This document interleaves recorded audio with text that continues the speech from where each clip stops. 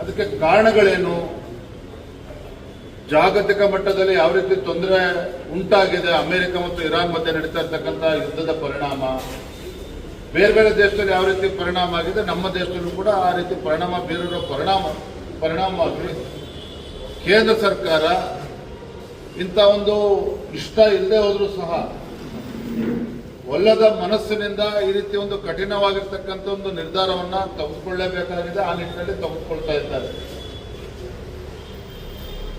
ಆದರೆ ಇವತ್ತು ಮಾನ್ಯ ಮುಖ್ಯಮಂತ್ರಿಗಳು ಹಿಂದೆ ಹಲವಾರು ಬಾರಿ ಹೇಳಿದ್ದಾರೆ, ನಾನಿದ್ದಿದ್ರೆ 10 ರೂಪಾಯಿ ಕಡಿಮೆ ಮಾಡ್ತಿದ್ದೆ ಅಂತ ಹೇಳಿ. ಆದರೆ ಇದೇ ಸಿದ್ದರಾಮಯ್ಯನವರು ರಾಜ್ಯದಲ್ಲಿ ಕಾಂಗ್ರೆಸ್ ಸರ್ಕಾರ ಬಂದ ಮೇಲೆ 3 ಬಾರಿ ಪೆಟ್ರೋಲ್ ಮತ್ತು ಡೀಸೆಲ್ ಮೇಲೆ ತೆರಿಗೆ ಹೆಚ್ಚು ಮಾಡಿರುವಂತ ತಾವು ನೋಡಿದ್ದೇವೆ. ನಾನು ಹಾಗಾಗಿ ತಮ್ಮ ಮೂಲಕ ರಾಜ್ಯದ ಜನತೆಯ ಪರವಾಗಿ ಮಾನ್ಯ ಮುಖ್ಯಮಂತ್ರಿಗಳಿಗೆ ವಿನಂತಿ ಮಾಡ್ತಾ ಇದ್ದೇನೆ, ಜಾಗತಿಕ ಪರಿಸ್ಥಿತಿಯನ್ನು ಅರ್ಥ ಮಾಡಿಕೊಂಡು, ದೇಶದ ಪರಿಸ್ಥಿತಿಯನ್ನು ಅರ್ಥ ಮಾಡಿಕೊಂಡು ತಮ್ಮ ಹೊಟ್ಟೆ ತುಂಬಿಸ್ಕೊಳ್ಳೋಕೆ ಇವತ್ತೇನು ಇಲ್ಲಿ ಪದೇ ಪದೇ ರಾಜ್ಯದ ಜನರ ಮೇಲೆ ಬರೆ ಎಳೆಯುವಂತ ಕೆಲಸ ಮಾಡಿದ್ದೀರಿ. ಇಂಥ ಸಂದರ್ಭದಲ್ಲಾದರೂ ಕೂಡ ರಾಜ್ಯ ಹೆಚ್ಚುವರಿಯಾಗಿ ಹೇರಿರ್ತಕ್ಕಂಥ ತೆರಿಗೆಯನ್ನ, ಪೆಟ್ರೋಲ್ ಮತ್ತು ಡೀಸೆಲ್ ಮೇಲೆ ಹಾಕಿರ್ತಕ್ಕಂಥ ತೆರಿಗೆಯನ್ನ ಇಳಿಸುವಂತ ಕೆಲಸ ಮಾಡಬೇಕು ಅಂತೇಳಿ ರಾಜ್ಯದ ಜನತೆ ಪರವಾಗಿ ತಮ್ಮ ಮೂಲಕ ನಾನು ಆಗ್ರಹವನ್ನು ಮಾಡ್ತಾ ಇದ್ದೇನೆ.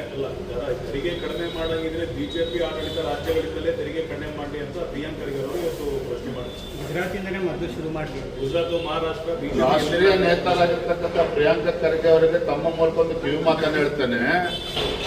ಅಂತಾರಾಷ್ಟ್ರೀಯ ರಾಷ್ಟ್ರೀಯ ಮಟ್ಟದ ವಿಚಾರಗಳನ್ನ ಬದಿಗಿಟ್ಟು ನೀವು ಈ ರಾಜ್ಯದ ಮುಖ್ಯಮಂತ್ರಿ, ಈ ರಾಜ್ಯದಲ್ಲಿ ಫಸ್ಟ್ ನೀವು ನಿರ್ಧಾರ ಮಾಡಿ ಇಡೀ ದೇಶಕ್ಕೆ ಮಾದರಿ ಆಗ್ತಕ್ಕಂಥ ಒಂದು ನಿರ್ಧಾರವನ್ನು ತಾವು ಮಾಡಿ ರಾಜ್ಯದ ಜನರಿಗೆ, ಬಡವರಿಗೆ ಅನುಕೂಲ ಆಗ್ತಕ್ಕಂಥ ನಿಟ್ಟಿನಲ್ಲಿ ಏನು 3 ಬಾರಿ ತೆರಿಗೆನ ಜಾಸ್ತಿ ಮಾಡಿದ್ರಿ ಪೆಟ್ರೋಲ್ ಮೇಲೆ, ಡೀಸೆಲ್ ಮೇಲೆ, ನಿಮ್ಮ ಮುಖ್ಯಮಂತ್ರಿಗಳಿಗೆ ಮನವರಿಕೆ ಮಾಡಿ ಬುದ್ಧಿ ಹೇಳಿ ಅನುಕೂಲ ಆಗ್ತಕ್ಕಂಥ ನಿಟ್ಟಿನಲ್ಲಿ ರಾಜ್ಯ ಸರ್ಕಾರ ನಿರ್ಧಾರ ಮಾಡಲಿ, ಇಡೀ ದೇಶಕ್ಕೆ ಮಾದರಿ